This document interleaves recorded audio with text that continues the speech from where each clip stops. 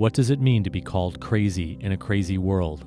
Listen to Madness Radio, Voices and Visions from Outside Mental Health, an affiliate of Mad in America Radio, broadcasting on KBOO in Oregon, sponsored by Portland Hearing Voices and the Icarus Project, and syndicated on the Pacifica Network. Madness Radio is online at kboo.fm/madnessradio and at madinamerica.com. Welcome to Madness Radio. This is your host, Will Hall. Today my guest is Olga Runciman. Olga is a psychiatric nurse in Denmark who has worked in long-term psychiatric care institutions. She's also a psychiatric survivor diagnosed with paranoid schizophrenia, and today she works as a psychologist in private practice. So welcome to Madness Radio, Olga Runciman. Well, thank you very much for inviting me, Will. You and I have been colleagues through the Hearing Voices movement for many years, and we both work with the Institute for Psychiatric Drug Withdrawal, which is based in Sweden. I just saw you recently in Sweden, so it's really nice to finally get a chance to do this interview with you. Yes, I'm really happy that you've invited me.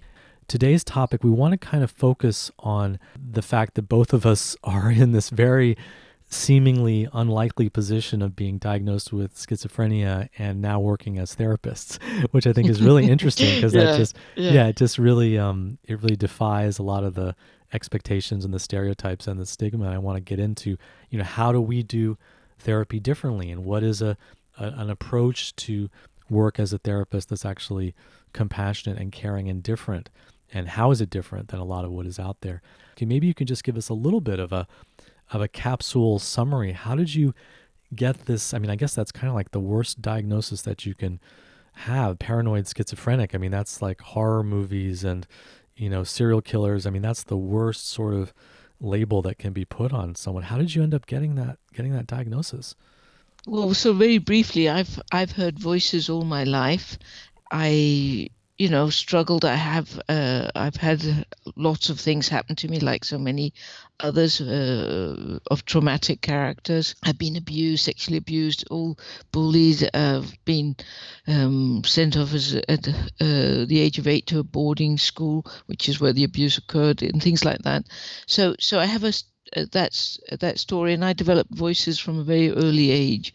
I managed to, survive, and they were actually helping me. I didn't understand them, but I always view them, and now today when I do understand them, I see that they kept me alive, actually, even though they became abusive themselves. I moved to Denmark, and then I became a nurse, and I became a psychiatric nurse, and was working there. And I remember some things, like other people would hear voices, but they were always schizophrenics. So I used to think to myself, well, how can I be a nurse and hear voices, if that's absolutely the definition of schizophrenia? And of course, I saw the lives that they, were doomed to.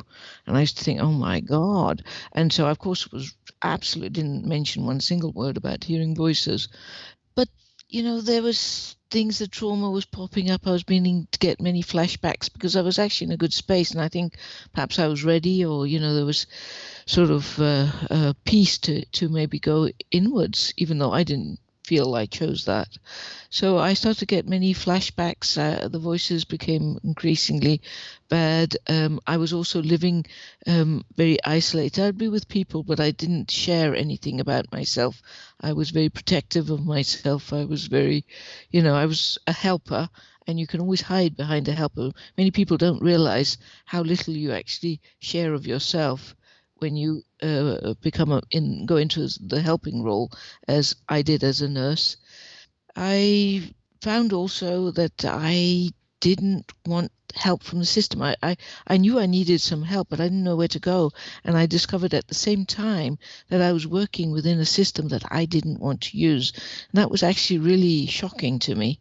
But it was absolutely crystal clear I didn't want to do that. So like many people, I dragged it out, and I got worse and worse and worse, and I ended up in the well, we call it a closed ward. I think in the UK it's section, but the doors are locked, you can't get out. I remember meeting the psychiatrist who locked me up, who was looking at me and said, Olga, I'm sorry, you have schizophrenia. And I said, no, I don't. And then he said that that's part of my illness, this denial of the fact that I had this illness, Lack of insight. Yeah, it's like one this of the lack of clinical insight. characteristics of. Yeah, we're going to get into that because Yeah, that's a yeah. powerful moment of one authority trying to dominate you and you saying no, and then they kind of win at that moment. Precisely because all it is words, you know, the Foucauldian gaze or whatever one wants to look at it. I mean, he had an authority to say that, and by saying you have schizophrenia, my life changed completely. It's truly like being cursed in the olden days. Like being cursed, that's absolutely right. It's like casting a spell on someone. Yes. You actually were working as a psychiatric nurse before you were hospitalized, but you had this experience of voices and you had this abuse history, and then that's so just tragic that because you saw how people were treated, you avoided treatment that just ended up making things worse because there was nowhere else to go to. And the voices, I guess the paranoid part is when you hear voices and the voices are attacking you or coming after you, or you have what are called command hallucinations or command voices. They're telling you to do things. Is that what got you the kind of the paranoid cherry on the schizophrenia cake in a sense? Because that's sort of like, it doesn't get lower than that with the paranoid schizophrenic diagnosis. No, I of course never believed I was paranoid. I thought it was very sensible, but I did have experiences that when I look back on it, I can see that they were perhaps a little bit extreme. I remember one time when um, I was so fearful because that's for me paranoia has got a lot to do with fear, and I was very frightened, and I wanted some help, and I couldn't go to the psychiatric. This was before I got admitted, and I knew I needed some help, and I went out onto the street and I stopped the buses. Or buses, there's mostly buses, not that many lorries, but I was stopping them, and mainly because they were big and I needed some big help. And then this puny little man would come out, which was the driver, you know, didn't fit in with this, you know, my idea of big, and I'd say, oh, you're the wrong person, and move them on. So I did do things like that. And I also had my voices would always tell me not to trust people, which was also deemed as, you know, I'd become wary and careful about what I'd say, which of course also adds to the label. Uh, on the other hand, I think there's many good reasons to do so, and I still see that, and I still believe that. I mean, you're surrounded by a system that's insisting that you view yourself in a particular way, which didn't make sense to me. Yeah, the system that wants to curse you and actually put you in this frame of mind that's going to be harmful for you. So you were going out into the street and stopping big trucks as part of wanting to get help. And it makes so much sense when you explain it in retrospect. Well, I just wanted help and I knew I needed big help, so I went after. But that's also, I mean, that's the kind of thing that once it gets put into a kind of a clinical soundbite, I mean, you're all done. Oh, you were running in traffic. You could have been Yes. killed. You were a danger to yourself.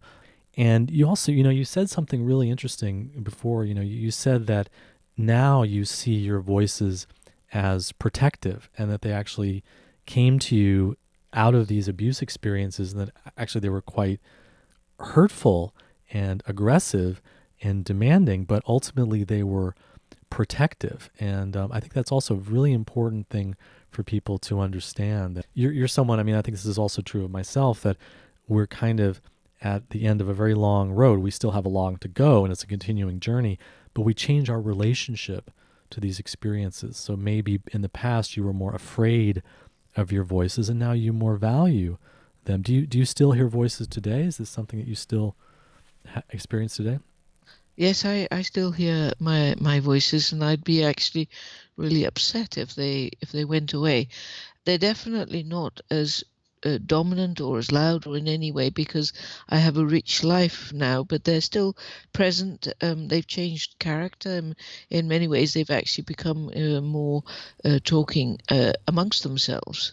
That would be very similar to my experience. I mean, I know that there's certain situations that I get into that the voices, I have one very aggressive demonic voice that will come, and I can really understand. It makes sense that it's in these kinds of situations. And I also have some positive voices. I mean, I often tell the story of, that the is it a positive voice or is it a negative voice? Is it a protective voice or is it an abuser voice? Is sometimes a little Mm. hard to understand, because I mean, when I was in San Francisco many years ago, and I was in a really bad state. I wouldn't leave my apartment, and I was very frightened and really struggling. And I remember I had been crying on the floor of my bathroom, and suddenly I heard this very loud voice say, "You are going to die if you don't do yoga." And that was when I had known about yoga. I had some yoga books, but I never really, and that's when I started my yoga practice. And so, was that a negative voice or a positive voice? Well, it was very threatening, but actually it had my own best interest at heart. So you got out of the hospital, and then you kind of recovered your career as a psychiatric nurse? Well, I spent 10 years in the psychiatric system, and I became deemed as a chronic incurable schizophrenic, and I was put on the highest disability that we have here in Denmark because they deemed me to be incapable of even earning even pocket money. Wow, Olga, it just gets worse and worse. So you're not only you diagnosed with paranoid schizophrenia, not only were you running in the streets in front of trucks, but you were actually considered a chronic, incurable schizophrenic.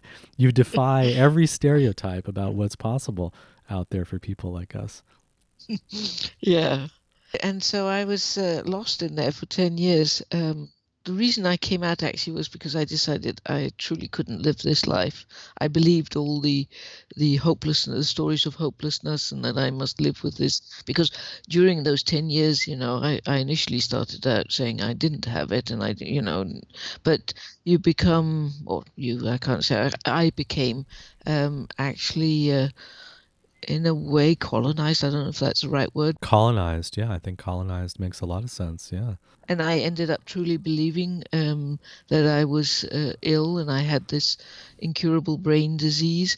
I was also confused about the drugs, which is also something I talk a lot about nowadays with students, nursing students, because, for example, I couldn't believe that the drugs I was giving people when I was working as a psychiatric nurse had such devastating impact. So when I was taking it, many of those drugs and cocktails, I never believed, or it never occurred to me, rather, that it was the medication that was also making me absolutely a vegetable, a zombie, You were taking antipsychotics. Well, which antipsychotics had you taken? Oh, I've taken a whole many of them during the 10 years, and on top of each other, I also took antidepressants. I took benzos. I was never given any of the bipolar ones, the lithium kind, but we use antipsychotics also for people who get labeled bipolar. So I've tried a lot of them. And so at some point you just said, "I'm done. This hasn't helped me. I'm moving on." Because I believed it all, and I believed I was truly ill, and I was in so affected by the drugs and everything, I decided to commit suicide. And I planned that down to the very last detail. And then I was writing a letter to my family because I knew that no matter what, and it was important to me to try and explain why I truly couldn't have this life. It was the most important turning point for me. I wrote, I have tried everything. And there was something about that in that fog of zombie land that I kept returning to it. And then I realized I hadn't done what I would do. And that changed it all because I thought, of course, when in the beginning, I used to say, well, I'm a psychiatric nurse, so I know.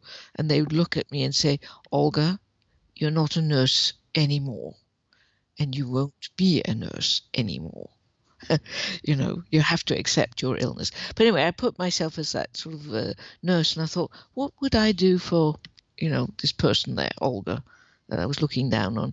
And I made a plan, and that plan actually worked. And what my plan, just very briefly, was I wanted to have therapy. I'd been told all the years that I'd been in the psychiatric system that as a schizophrenic, therapy would be detrimental. In fact, I'd get it even worse. So that was not an option for me. I wanted to lose weight. I'd put on tons of weight, like so many people had, sort of just that. I'd always dreamt of being an astronomer. I wanted to study the stars, astronomy, nothing to do with nursing or anything. And I found this course in the planetarium, which actually brought my spirituality back. That course, which was very important in my healing process, and then getting off the drugs. So I did that, and I woke up, and I re-engaged with society. And it took, I still believed, and I had my suicide plan there because I truly believed I was still ill, and it took a while. But then I went to a conference where this person was speaking about recovery and said that if you looked at it through the eyes of a lived experience, he knew many that had recovered.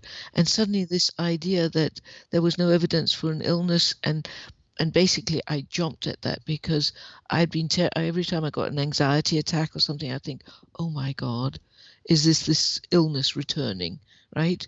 So when this person stood up there on the stage and talked about recovery in 2005, I think it was, we're talking quite a number of years ago now, I thought, oh my gosh, I then and there chose that direction. I really encourage people to, listen to your story more in depth on the Mad in America website. I mean, that's a powerful moment and says a lot about both suicide and about, how, and I think I work in a very similar way, how we work as therapists today. Your suicide note says, I can't have this life. I've tried everything. And then you realize, wait a second, I haven't tried what I would offer myself as a nurse, as a healer, as a helper. I hadn't drawn on my own resources, and then just the light bulb goes off. And what I've seen, because I struggle a lot with suicidal feelings, and that was one of the things that got me first locked up, was that it really is a strong message inside of you that says, I can't have this life. It's not, I don't want life. It's more like, I don't want this life. I want a different life, whether it's a life that doesn't have as much pain, or whether it's a life that has my dreams back alive and possible, whether I want a life of my career or my spirituality or my relationships, or just wanting a different life, and then having exhausted everything and then realizing, wait a second, there's this one thing I haven't tried. And I think that I would say that's probably one of the key things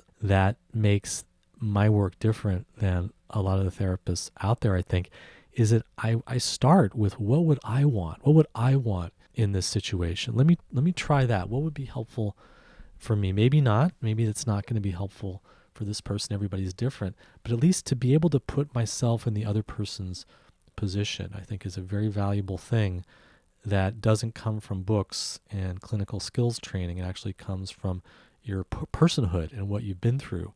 And have you been through suffering, and can you relate, and can you put yourself in the other person's position? So is that something you find yourself doing a lot with the clients you work with now as a therapist?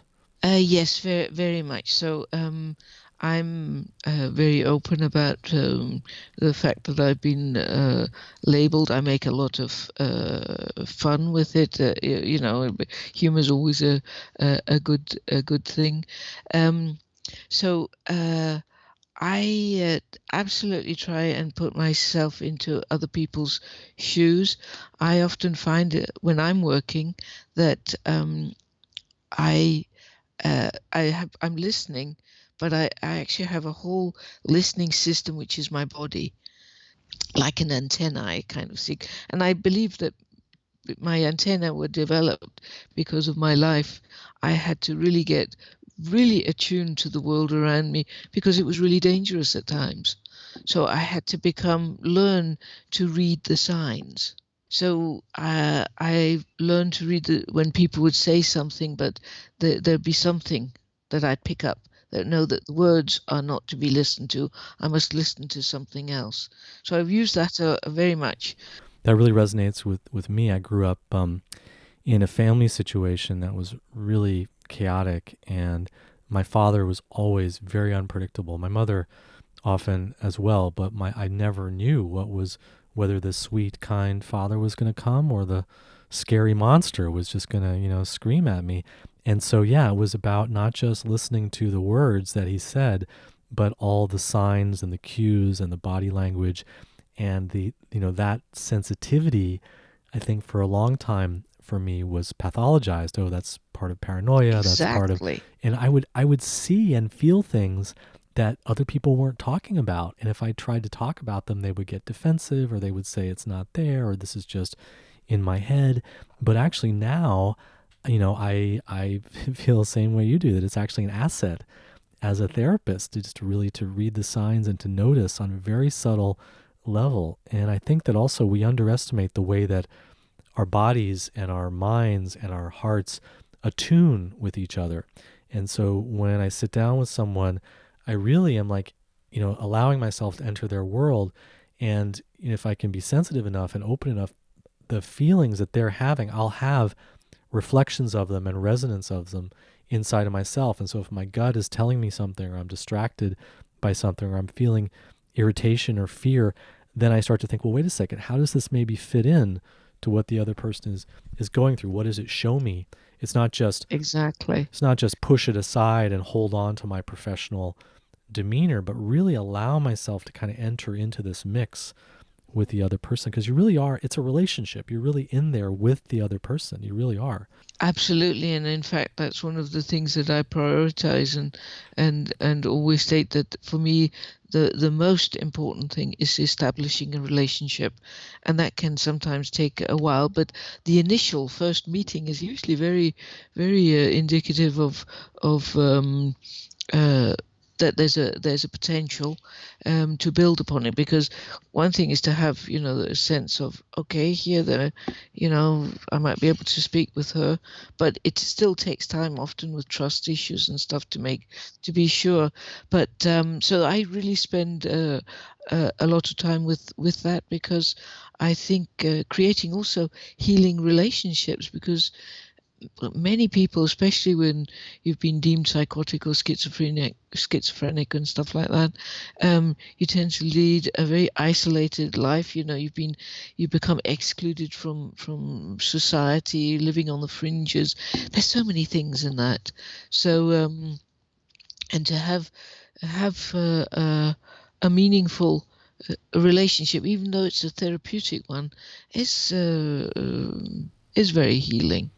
It's crucial, and that's just not offered as the kind of the standard care. Is how is the pharmacology going to affect your brain? That's the question, not how can we put you into healing relationships with people. And I think that's really, really crucial. And I think that often, because of the wounding behind the mistrust and the wounding behind the kind of the suspicion or paranoia that it gets called, people are really on guard against anything that's coming at them. And so, like, for example, like I noticed that when I work with families and I'm meeting them in person, and the father will come in and he'll look me straight in the eye and he'll say hello and he'll shake my hand, and then the mother will step in and she'll look me straight in the eye and say hello, Mr. Hall, and shake my hand. And then maybe the son comes in and he's not saying anything. He doesn't extend his hand. He doesn't make eye contact.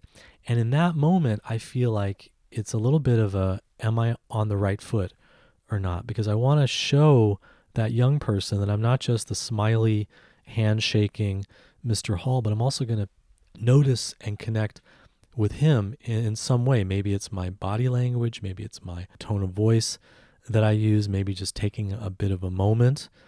And then I might ask the young man, where would you like to sit? Or do you want to sit down? Or should we stay standing up? And kind of notice and connect in a way that shows that maybe I'm a little bit more trustworthy than some of the other people that he's met, who just kind of roll over his experience and want to just focus on mom and dad's view of him. So there's so many of these small micro transactions that we know go into creating a good, trusting relationship. And they come naturally, I think, when you have close friendships and close connections in your life. But in establishing that first step in a therapeutic, so-called therapeutic connection, I think paying attention to those subtle details can be so important for some people. I completely agree, and I really try to read that. I've often come out to families,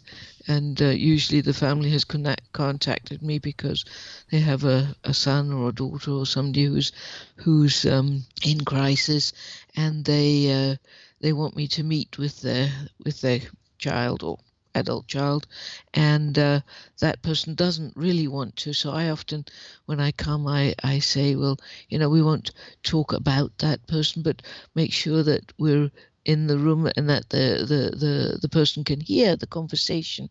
And very often, the second or third time, they start to join to give that possibility. I've also, and I'm sure you must also experience that, but in terms of being able to disclose things that they wouldn't normally do, because psychiatrists often told them that that's a really bad symptom or stuff like that. And the fact that both of us have been in psychiatry, and I'm very clear that I don't support the way the psychiatric system works. I will have nothing to do with forced admissions or drugs. In fact, I help many people off their drugs, which I know you also do.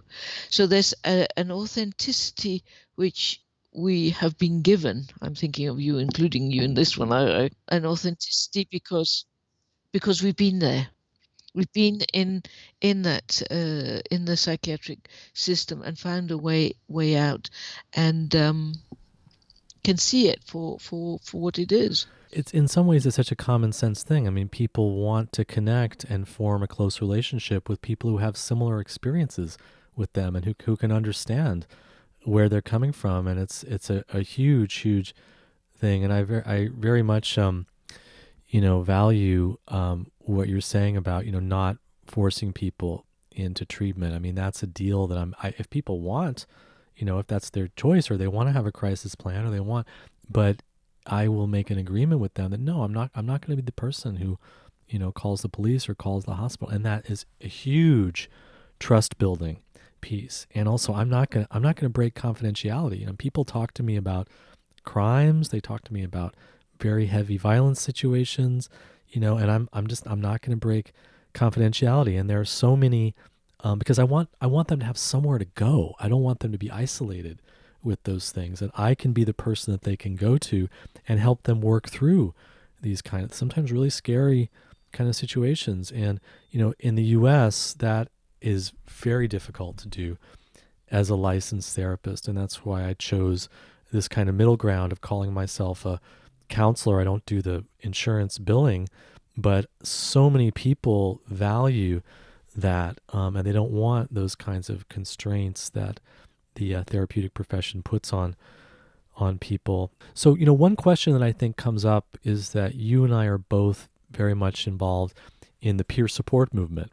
And I've worked to create support groups, and I've worked to do trainings and develop community organizations around, just people just finding each other in the community and offering friendship and connection and peer advocacy and just listening spaces in hearing voices groups and support groups and the Freedom Center and the Icarus Project. And so one of the things that comes up is like, well, wait a second, why are you now a therapist? Isn't therapy just this, horrible power imbalance? Isn't it just part of the system? Don't people just need to find each other in the community? And what would your response be to that kind of criticism of therapy in its entirety? Therapy isn't for everyone. In fact, therapy can also be really harmful, I think, for some people. If you're not respectful of people's boundaries or things like that. But there's also that element. I've also met that one that why should we why should we pay you? Which is of course in many ways a very relevant question. I offer a couple of free make that assessment. And then for some people who don't have much money, I do offer a cheaper rate. I do the same thing. I mean, I charge standard rates, but that helps me to subsidize the sliding scale, the lower rates. And it sounds like both you and I have a strategy where we're, or an approach, I would say, that we're both, working in private practice, but we're also very much involved in the community development work and the movement and working with people in context outside of therapy. And I think that's a hugely instructive for anyone who's in this profession. You can't just be doing individual therapy and expect to actually be supporting people. People need a range of possibilities, and therapy isn't for everybody, and it's not available for everybody. And creating community support networks and places that people can go is really crucial.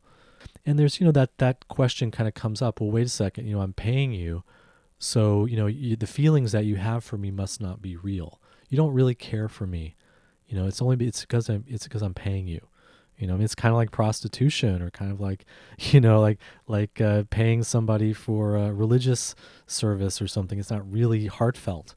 I appreciate this thinking, and I've often found it that there's behind it is a huge desire to be acknowledged for who one is, just for the sake of, I like you because you are you. So when people are saying, you don't, maybe you don't really like me because, I'm paying you or something like that, I often try and explore that a bit more. What is behind that?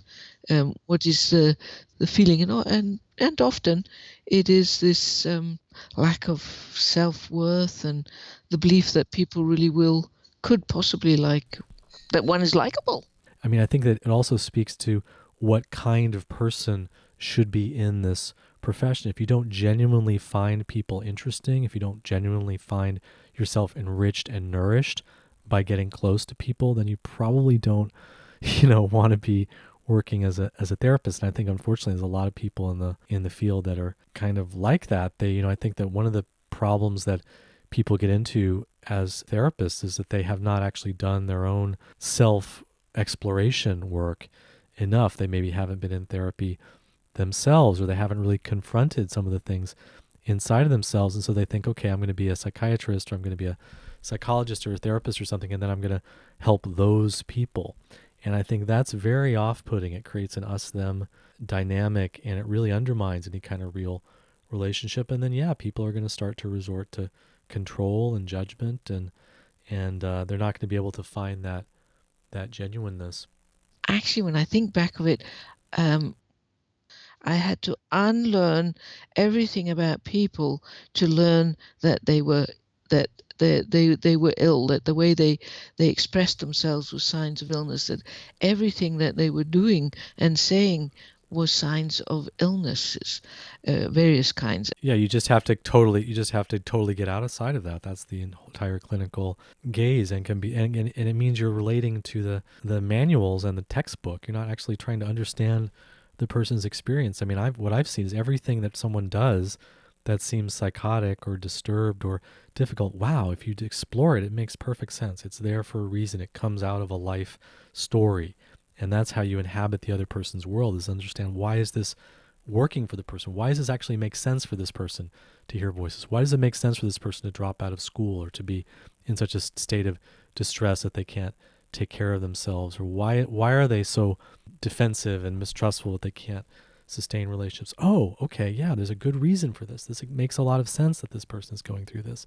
Exactly. And when I think back on that time, it was a very boring way to view work. And I often say to people now, when I meet them, and student nurses and student, and I say, be curious. I mean, and if you start to work with people's lives and what's happened, rather than what's wrong kind of idea. But it's much more interesting. I think it's like, I often think of myself as as a detective, because I try and work out, along with the person who's come to me, how does this fit in? What is this? What are the symbolisms, the signs, the meanings? How does it relate to your life? How can you regain power, and get hold of your dreams, get out of a system that's probably crushed you, partially at least. I'm so incredibly grateful to the people who come to me, because they say that they appreciate coming to me, but I also really appreciate they come to me because I learn something new every time. They are teaching me as much. I mean, I've had my story, my own story, and figuring that out and working through that.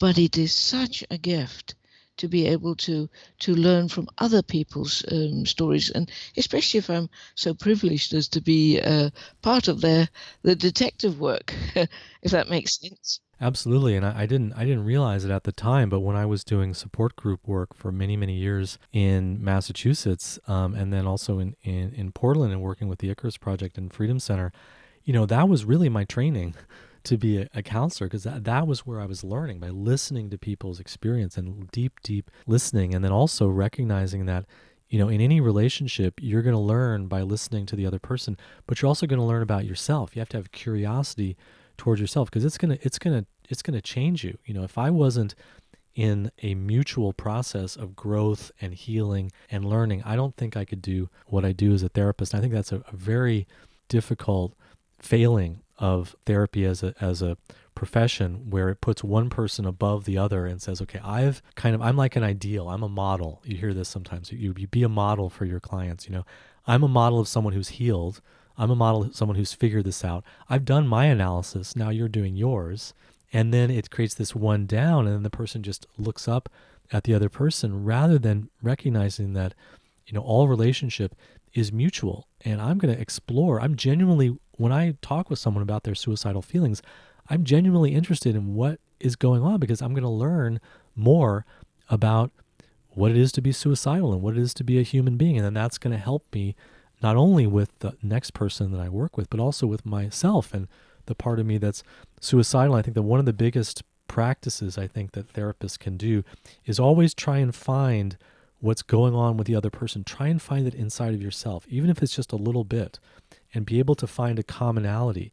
And I think that would be a huge revolution in the field of psychotherapy and psychiatry and psychiatric nursing, if we could just allow the person who's the so-called healed one, who's the healer, who's in the position of authority, if we could allow them to too be wounded and to be also open about their struggles. And so that because we're all peers as humans, we all have struggles in one form or another. Maybe you haven't been suicidal, but you've certainly felt in moments like you wanted to give up or couldn't keep going, and to really recognize that, by bringing in our own woundedness and our own vulnerability and our own stories as clinicians and as therapists, that I think strengthens the relationship and makes that connection, and then creates that mutuality and that sense of this, we're in this together, that people really, really need. I agree, and I've also been thinking. I've noticed that I am less fearful. I'm not frightened when people talk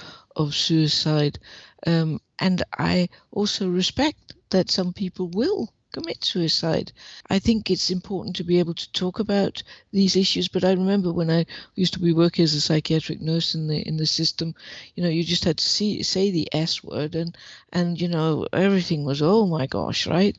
And it's because they're under also pressure, and they're also being like the patients that come into the system are institutionalized. So are the staff. We don't talk about that very often, but you do become institutionalized, and there's a lot of fear there. And so people who hear voices, if the voices are talking about you're a bad person or things like that, staff can better deal with it. But if they hear somebody saying their voices are telling them to sexually abuse children, that freaks people out, Freaks right? people out, or to kill somebody, or Or kill somebody. Yes, yes, exactly. really what we can offer other people is the fact that we're just not as afraid. People can come to us, and they can find some kind of sanctuary and some kind of refuge to talk about things with someone who's not going to freak out and get afraid. And I mean, certainly I have some fear sometimes, but it's not this overwhelming kind of fear response that's going to drive me to just grab at whatever I've been taught or told is the right thing. It reminds me of a bad experience that I've had many bad experiences with therapists, but it reminds me of one where I got a referral through my friend. I trusted my friend. She says, okay, this therapist is great. I had to drive a long way to see her. This was when I was in Massachusetts after I had dropped out of graduate school. And I told her that I was hearing voices. And she said, well, put a pen in your left hand and write out what the voice is saying. And I had never done this before, so I took the pen and in my left hand, I wrote out what I was hearing the voice saying, and I handed it to her. And then I had another session scheduled, and before the next session, she called me, and she says, "Will, I'm sorry, but I'm not going to be able to meet with you next time. I made a mistake. My practice is full." And I okay, and then I called her back and I said, "Wait a second, is your practice really full?" And she acknowledged that no, her practice wasn't full. She just couldn't help me, and it was such an incredibly abusive thing to invite someone to open up, and then when they open up, and then shut them down just because you're afraid of what is inside of them. Because the message that I got was that I'm a hopeless monster. I can't even get help from therapy. I need to just go back into the psychiatric system. And I think that those kind of betrayals and those kinds of breaks in trust and those moments when the fear of the therapist runs the show are extremely damaging to people, just drive people into isolation. And it really hurt me a long time. And even now, there are times when I do see a therapist now, and every single time I have memories come up and I get flashbacks and I have my trauma responses and I go through my mistrust and my struggle. And because I know now that where it comes from, it's so deep, that wounding is so deep, the sense of betrayal, the abuse that happened from the helpers, from the therapist is so deep. And it just drives people away from getting help. I think the really key thing that a therapist or any kind of helper needs to have is to just be able to drop the defensiveness around your mistakes and really listen. And wow, this person is coming at me really strong, saying that I screwed up. Then I need to listen to them and just really explore the truth in this, and then be able to acknowledge it. And sometimes that's what people need to build that trust, is like, you make a mistake, you're human, you don't hide behind, I'm the therapist, you're the patient, oh, this is just your borderline, or this is just your paranoia, or we're turning it around. Well, why are you so interested in my mistake? Why are you so, starting to analyze the other person, instead of the therapist saying, wow, you're right, I screwed up, I don't feel good about that. What can we do to address this? And I think that's where I think a lot of therapists, have to have some humility and to recognize you can't do it by the book. You can't just do the right evidence-based, approach. You have to really be a human being, which means being vulnerable and, being exposed and feeling some embarrassment or humiliation, or just feeling like, wow, you messed up and you're still in this relationship with the person and you have a commitment to them. Olga, do you want to just maybe tell us a little bit about maybe some of the experiences that you've had working with people, maybe some of the stories from some of your clients? I work a lot with people with what we call psychosis and schizophrenia and stuff, and sadly, so far, at least in Denmark, the only one working in private practice that is working with that, because I don't know, lots of places, there's a lot of fear about that. There's one story I can share of a family that came. They had an appointment with a psychiatry with a young girl. I think she was maybe 14 or something, and she was hearing voices, and they'd heard about maybe you could do something different. And she came, and they came to me, and we talked, and all the time I could hear the parents was well, it's psychiatry, and we actually connected, and the girl and myself, and we're talking about the voices and things like that. And I was desperate for them to not take her to psychiatry. I often get that, and people come just sort of swing by to get an idea, and some stay, thank goodness, because what I say is, give me 6 months. If that doesn't work, I at least haven't harmed in that sense with chemicals and stuff.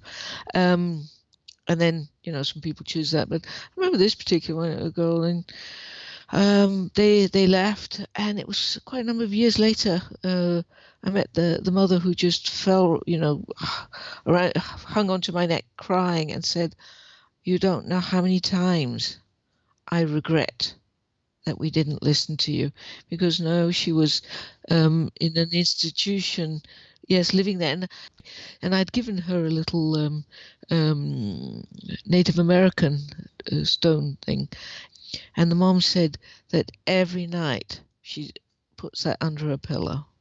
It made me so sad. She was now in this a long-term institution, uh, there on tons of medication stuff. So that's one of the so that actually really sort of, oh, that's so sad when that happens. But that also highlights the fact that when people come, I say to them, it's you and me and pretty much not anybody else, because I work differently. I don't believe in these diagnoses. I don't believe in brain defects and stuff, that's kind of fearful, because often families are bombarded by their surroundings. Oh, take them to psychiatry and stuff. Do you find that it also works the other way? Sometimes that a family might come to you and all they need is that reassurance that they shouldn't go. Absolutely. Yeah, and then you've Yes. kind of you've helped them choose door number 2 instead of door number 1, and then things just go in a totally different way.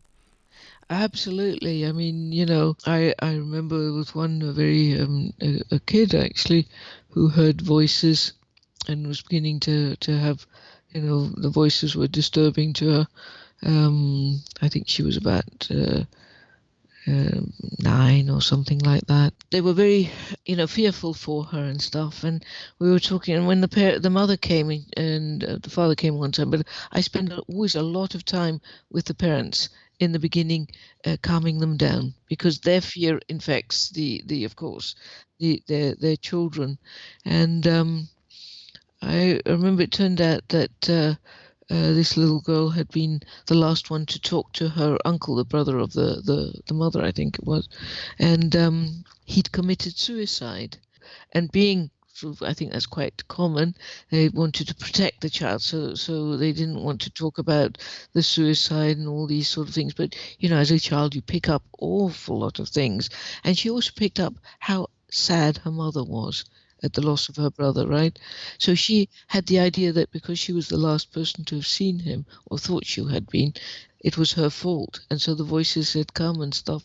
And when we started to talk, when they actually started to talk about this, and the mother realized what was going on, it was so healing to see how suddenly, by opening that dialogue and assuming, oh my goodness, of course I can't hide things, or overprotect my child, and try and hide my pain and sorrow, and open up for, oh, but you weren't the last, because she wasn't the last person to have seen him.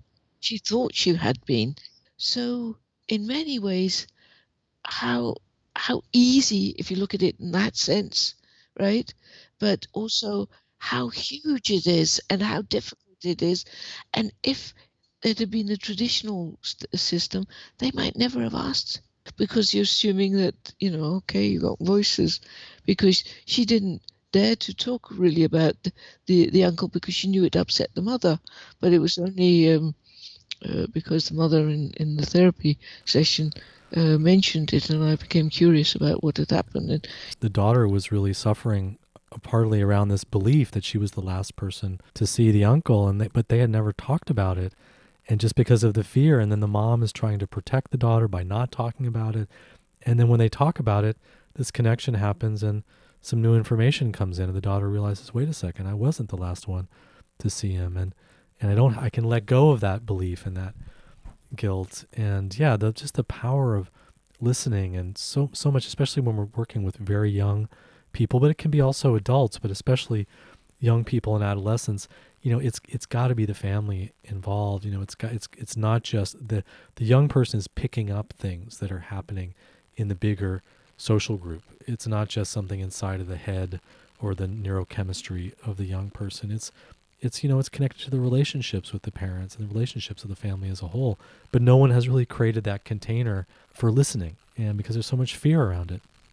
Exactly, and one of the things I often say is because I really do believe, people see me now a week or whatever, and they have all the other hours in their life with the people who mean something to them, and so I'm a big believer in working. Well, I'm a complete believer in working with the network if at all possible, and I often say to people, if the family was the problem or is the problem, then the family is also the place, the people that can be part of the healing.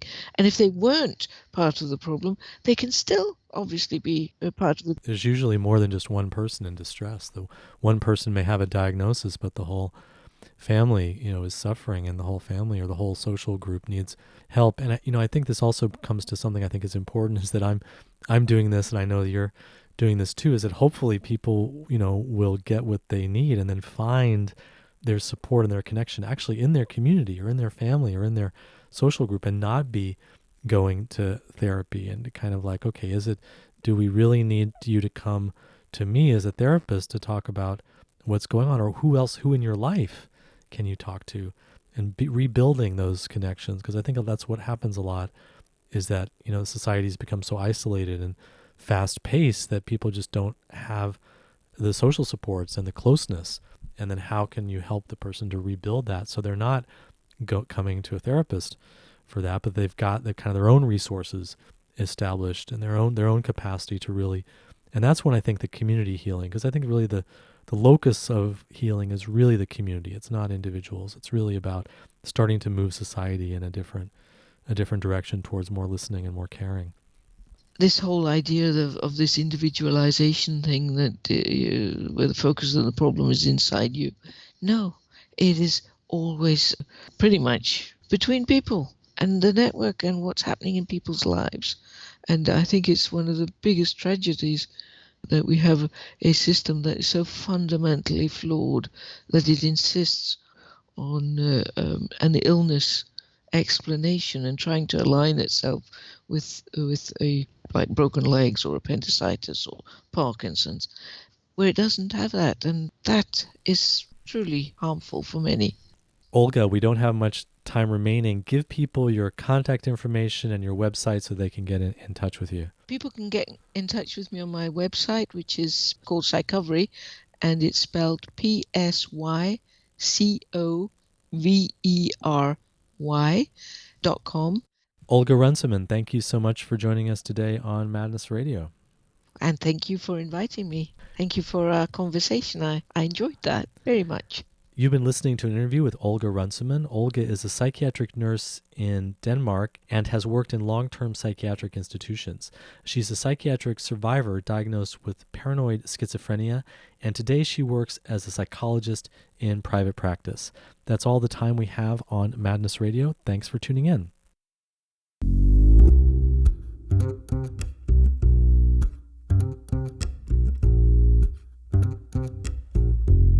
You've been listening to Madness Radio, Voices and Visions from Outside Mental Health.